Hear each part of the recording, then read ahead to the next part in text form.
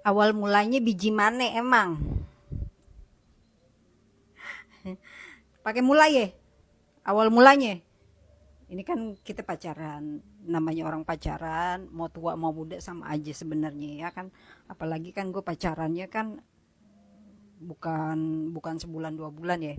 Dan gue ketemu pacaran itu yang umur-umuran 25 30 itu bukan cuma satu kali dua kali ya.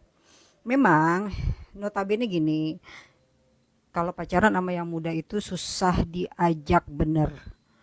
Satu, egois. Gue kan pernah seumuran, ya seperti dia, umur 25 itu ego gue tuh berapi-api. Apalagi gue tensinya adalah orangnya yang gampang sensitif dan gampang emosi.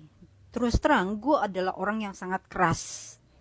Tapi dengan keras kehidupan yang sudah gue laluin itu memberikan gue pelajaran untuk memberikan emosional gue itu belajar bersabar. Bersabar dengan kehidupan, bersabar dengan menghadapi laki-laki, bersabar dengan apa sih apapun ya, apalagi masalah ekonomi. Itu latihan gue untuk menjalani kehidupan yang sabar itu bukan cuma satu kali dua kali yang udah gue laluin.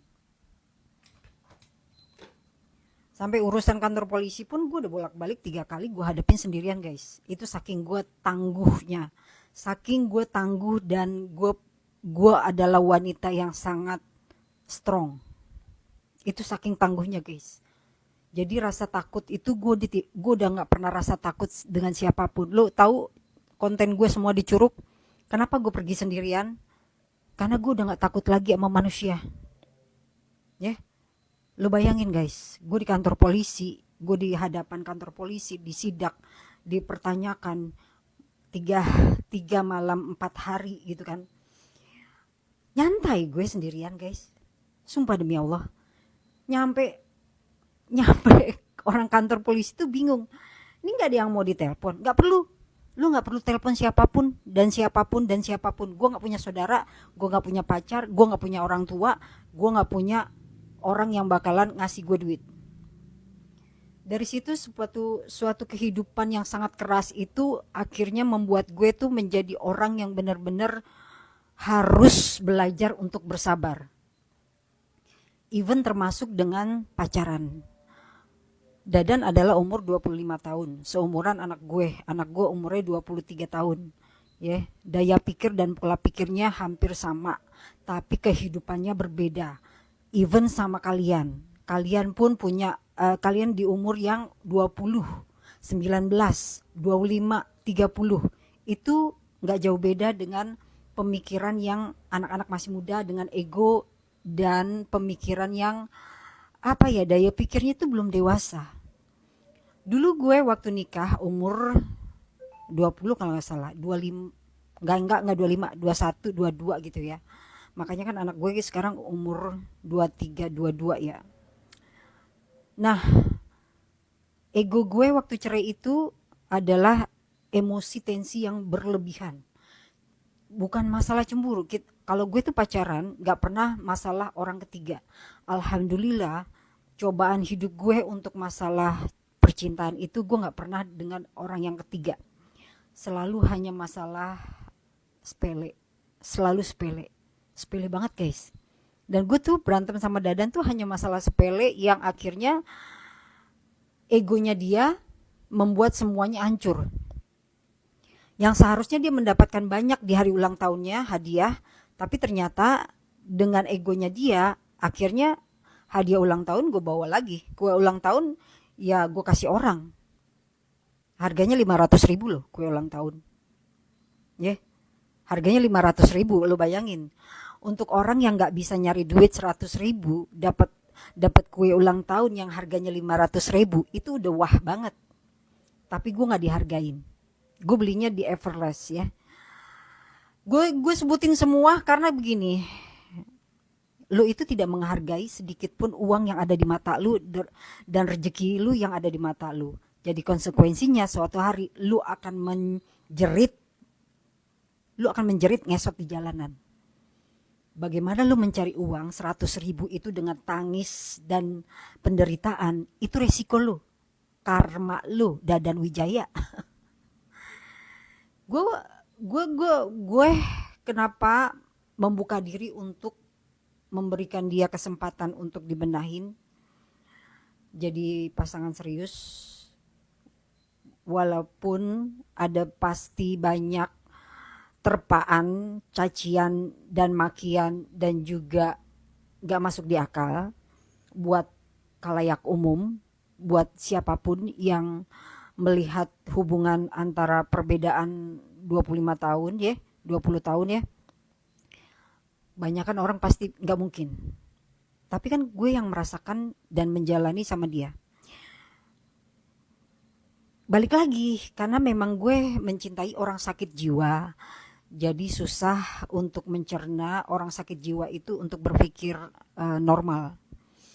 Ya, dia itu gengsi, takut omongan orang karena gue ini perempuan tua, ya kan, tante-tante girang, tante-tante tua, ya kan. Tapi dia nggak punya duit, miskin, jadi dia perlu gue. Makanya dia deketin gue, cari perhatian gue, cari hati gue. Setelah dapat hati gue, sombong, belagu. Baru dapat handphone Android, padahal gue bisa megangin dia motor bagus.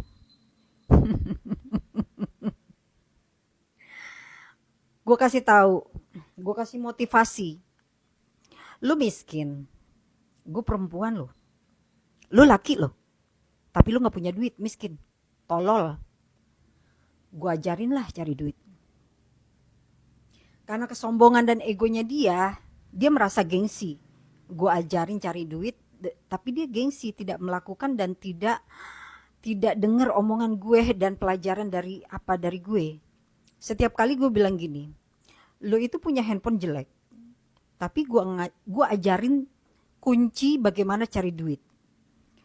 Coba lo posting sama gue, ya. Coba deh lo posting 1 bulan postingan sama gue terus. Gue yakin nama lo naik. Gue yakin sosmed lo monetize. Gue yakin haters lo banyak. Dan gue yakin follower lo setidaknya meningkat. Jadi gue ini membawa keberuntungan. Tapi di gengsi. Dia gengsi karena gak mau orang lihat dia punya dekingan tante-tante artis yang sangat terkenal. Dan gue adalah tempatnya haters, ya. Dia gak percaya kalau gue terkenal sampai ketika kita jalan ke Jogja terakhir kali, ada yang negor, bapak-bapak, Mas, mata Mbak itu terkenal ya di Jakarta. Nah, sampai di titik itu dia baru percaya kalau gue benar-benar terkenal. Ya, kan udah gue bilang mau di kampung manapun guys, pasti ada aja yang minta foto. Lo bayangin artis yang pernah join, yang pernah collab sama gue, Jenny Cortez, jalan berdua gue, yang dimintain foto gue. Gue gak mau sombong guys, ya. Ada orang terkenal di TV, tapi belum tentu terkenal di kampung-kampung. Walaupun notabene gue adalah konten seksi, tapi nama gue jauh lebih di kampung-kampung, orang tuh lebih nempel, lebih terkenal dibandingkan artis yang udah di TV. Itu nama gue tuh udah nempel kemana-mana. Lo bilang aja Tante Sarah. Ya, gue gak mau sombong guys, gue mau pergi kemanapun ada yang ngenalin gue, dan pasti entah itu ketemunya di DM, entah itu ketemunya di di sosmed, yang bilang tante itu yang itu nana apa mama nana, apa ketemunya dia DM di TikTok dan lain-lain sebagainya, mungkin karena dia malu atau gengsi ya. Jangankan laki, perempuan aja ya, kayak kemarin gue ke Curug minta foto. Jangan bilang gue sombong, tapi gue itu adalah realita, ya. Jadi gue itu sebenarnya membawa keberuntungan buat dia, tapi dia dengan gengsinya mengakui gue sebagai pacarnya. Dia merasa gengsi karena karena makan dari duit penghasilan gue.